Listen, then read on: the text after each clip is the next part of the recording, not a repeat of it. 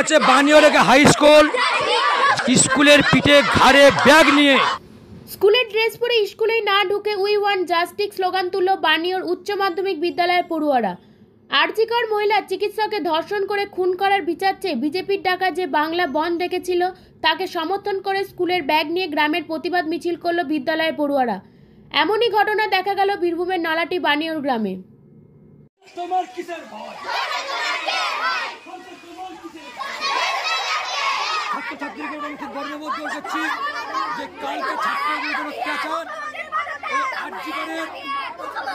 যে অত্যাচার হয়েছে তার বিরুদ্ধে বন্ধের দিনে আমার ছাত্রছাত্রীরা স্বতঃস্ফূর্তভাবে স্কুলের ব্যাগ নিয়ে রাস্তায় নেমেছে।